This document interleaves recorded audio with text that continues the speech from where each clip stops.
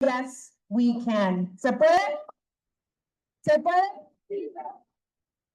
Westmore, it is an honor to have you here with CASA members, the CASA family, your home here in Baltimore.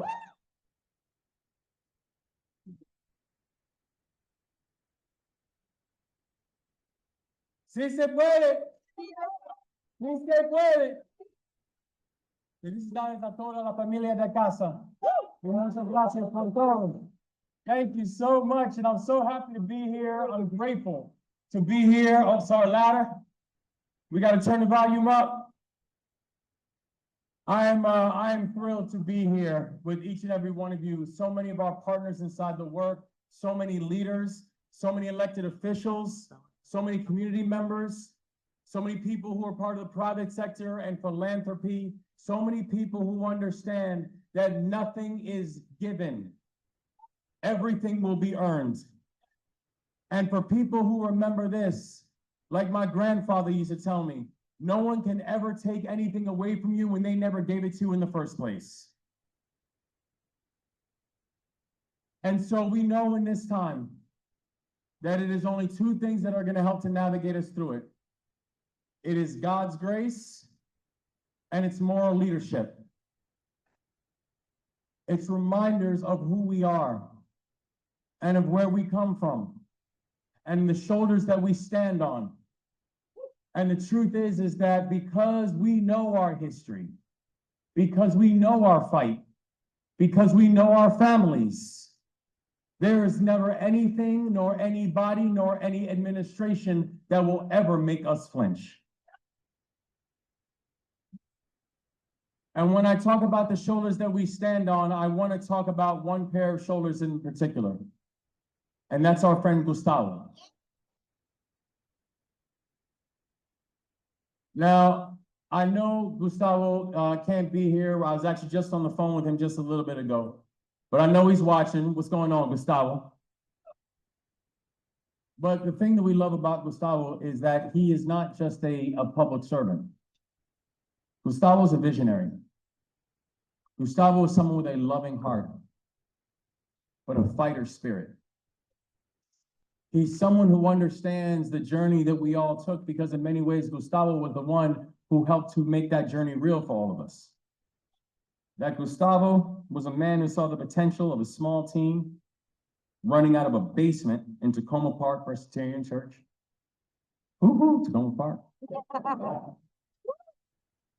But this is a man who looked around America in the 1980s and the 1990s, and he feared and he faced those rising tides of nativism and anti-immigrant rhetoric.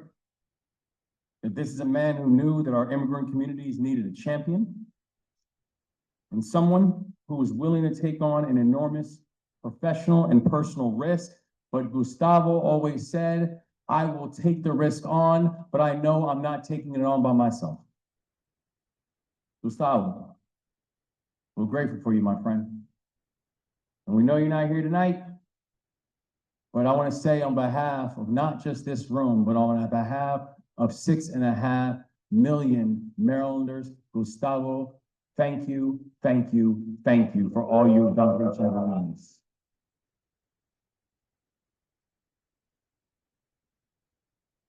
And I think in this time, it's important that we recognize Gustavo, not just because he deserves his flowers, because he does deserve his flowers, but it's also an important reminder about our strength. Yeah.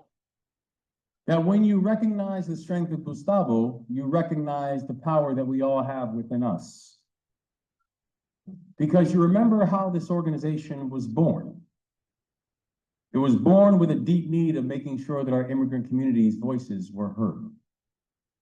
And those issues from 40 years ago, they haven't gone away. I know that CASA is built for a moment like this because CASA was built in a moment like this. Now let's think about its origin stories. Let's think about the fact that when CASA was first built, there was fear of mass deportations. And when CASA was first built, there was fear of erasure of a rich history and contributions of the immigrant community.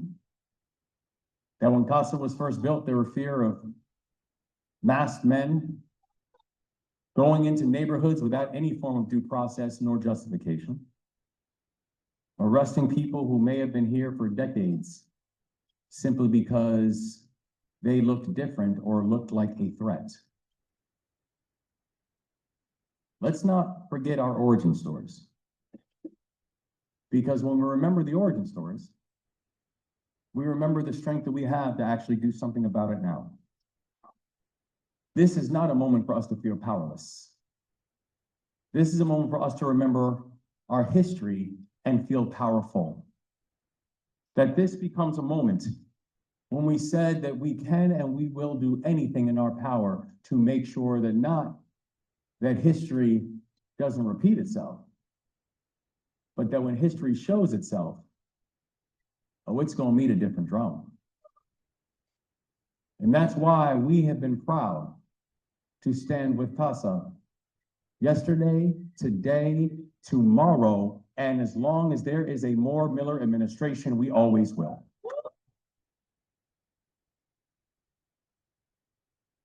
That we are proud that this is an administration that sued the Trump administration over their push to end birthright citizenship.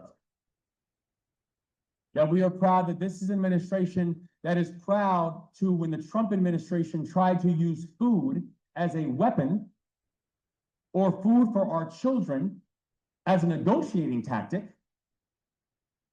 that this administration proudly sued the Trump administration, and by the way, we beat them in court on it too. That this is a state that's delivered millions of dollars in new investments to connect immigrant families to access to food assistance and health care. That this is a state that's expanded our state's free school lunch program, providing meals to more than 96,000 Latino children, making sure that they can be fed, because if you are hungry, you cannot be educated. So making sure we are removing that barrier from their educational process. That when we had an administration that was telling us the parts of our history does not matter, and they were picking and choosing which parts of our history that we should remember, that this is a state that worked in partnership with the General Assembly that said if the Trump administration is going to spend their time trying to ban books, well, in the state of Maryland, I was proud to sign legislation banning the banning of books, that you cannot ban books in our states. That our school is going to become safe places for learning. And also, I do want to be very clear right now. And as I have said before, and I will say again, if this country is going to go through a process of individual states determining whether or not they have fair maps or not, then I want to be very clear. So will the state of Maryland.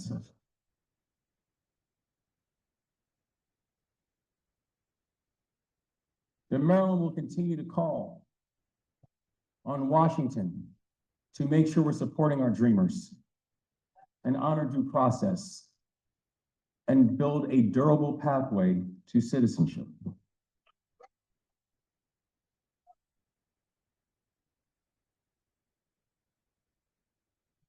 Because we know that the fight for immigrants is ours. I will never forget Inauguration Day, where the people of this state, and for many people in this room, you gave me the honor of becoming the 63rd governor of the state of Maryland. And you gave Aruna Miller, who, by the way, today's Aruna's birthday, so make sure y'all call her up and give Aruna, shed her happy birthday for my girl. But you gave her the honor of becoming the 10th lieutenant governor in the history of the state of Maryland. But the reason I bring that story up is this. As I was getting sworn in, about 3 steps away from where I had my hand on the Bible and one hand in the air getting sworn in, there were 2 people there, Hema and Joy. Hema, a woman who immigrated to this country from India, who came here with just a simple hope and aspiration for her and her children, that they might be able to experience a life and experience a legacy that she didn't even know to dream of. And joy.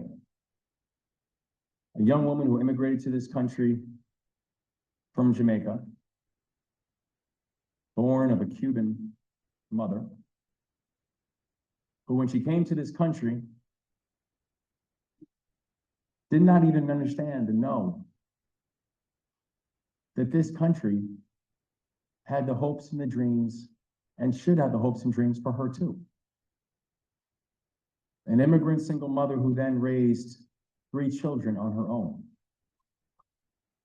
An immigrant single mother who did not get her first job that gave her benefits until her son was 14 years old. Not because she wasn't qualified, because Joy went on to earn a master's degree. But a woman who learned firsthand that when people talk about the racial wealth gap and people talk about the gap between men and women, that this was not an academic exercise to Joy because she lived it. I bring up that story because at that moment that I was getting sworn in, Hema and Joy sat together. And they sat together watching their 2 children become the governor and lieutenant governor of a state that helped to welcome them.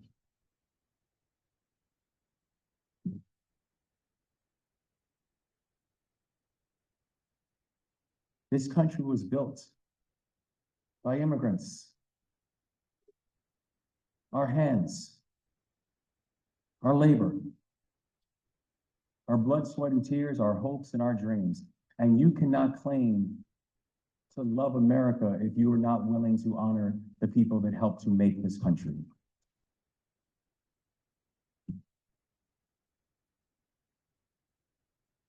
When you look at the history of the people of the state, you must acknowledge people like Thomas Johnson and Charles Carroll. You need to understand the fingerprints of people like my friend Justin Pena Melnick. With JPM at? You need to remember the people, the fingerprints of people like Crisale de los Santos, Rihanna Urbina, the fingerprints of folks like Gustavo Torres.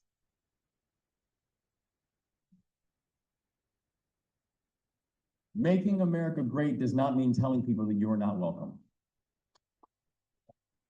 And you cannot claim to make America great by first attacking the things that makes America great in the first place. That this is the great melting pot. This is the great mosaic. It's the thing that makes the United States so unique in world history. That we are a country that is loving, we are a country that is welcoming, we are a country that understands that flaws and all, our growth only happens when we learn to be inclusive. Making America great means reminding everyone in this country that the aspirations of this country would be incomplete without your help. That's what makes America great. And there are some people who think that when the story of this country is written, that it means that immigrants' stories will be erased from it. What those people don't realize about our immigrant communities is that when the story is written, that the fingerprints of immigrants will be all over the page.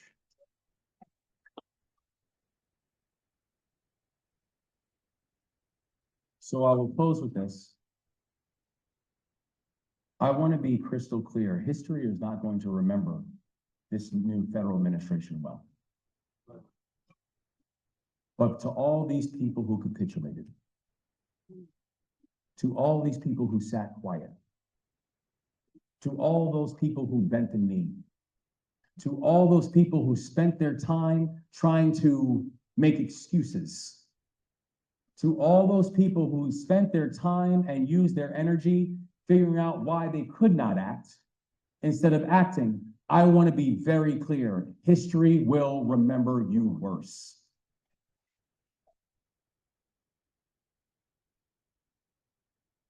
But to all those people who protected our folks, who remembered our history, who lifted up our past, who remembered our strength, and who stood united.